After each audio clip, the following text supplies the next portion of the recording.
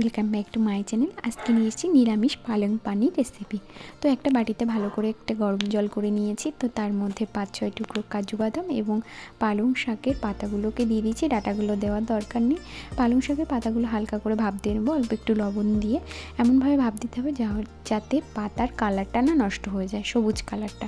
আর ভাপ দেওয়ার পরে ভালো করে ঠান্ডা করে মানে বরফ জলের মধ্যে চুবিয়ে রাখতে হবে, নতুবা বাটার সময় যে মিক্সিটা গরম হয়ে যায় তার জন্য 2-1 টুকরো বরফ দিয়ে বাটলে খুব ভালো হয়।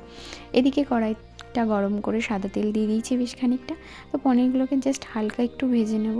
পনিরগুলো ভাজার কোনো প্রয়োজন নেই, কিন্তু আমি কাঁচা পনিরটা খেতে পারি না, তার জন্য হালকা জাস্ট একটু ভেজে নেব এপাশ ওপাশ করে। তো ভেজে তুলে রাখবো এগুলোকে। আর অন্যদিকে আমি আদা আর কাঁচা লঙ্কা, জিরে, ধনে এগুলো একটু পেস্ট করে রেখেছিলাম। তো চলো, এইদিকে তেলটা আমি হালকা সামান্য তুলে রেখে দিয়েছি। দিয়ে এর মধ্যে ফোড়নে তেজপাতা, গোটা গরম মশলা আর অল্প একটু জিরে দিয়ে দিয়েছি, একটা লঙ্কা, কাঁচা লঙ্কা। তো ফোড়নটা যে একটু লাল লাল হয়ে গেছে, তো তখন আমি আস্তে আস্তে যে আদা আর কাঁচা লঙ্কার যে পেস্টটা করে রেখেছিলাম ওটা আমি দিয়ে দেবো। তো দিয়ে ওটা একটু যেই ভাজা ভাজা হয়ে যাবে এর মধ্যে দিয়ে দেবো জিরে গুঁড়ো এবং ধনে গুঁড়ো। তো জিরে গুঁড়ো ধনে গুঁড়ো দিয়ে খুব ভালো করে মশলাটা কষিয়ে নেব।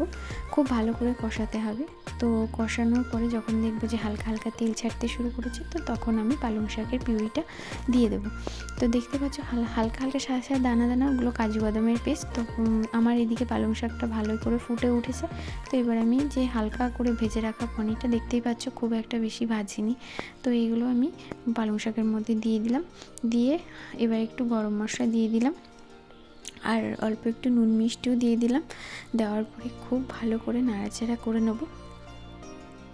তো নাড়াচাড়া করে যখনই দেখব যে গ্রেভিটা অনেকটা শুকিয়ে শুকিয়ে এসছে, তখন ওপর থেকে একটু কাসুরি মেথি ভালো করে ওপর থেকে ছড়িয়ে দেবো এবং অল্প একটু বাটার দিয়ে পরিবেশন করব। তো আজকের রেসিপি আমার রেডি হয়ে গেছে। তো তোমরাও বাড়িতে বানিয়ে জানিও। Tata, bye bye. সকলে তোমরা ভালো থেকো, সুস্থ থেকো।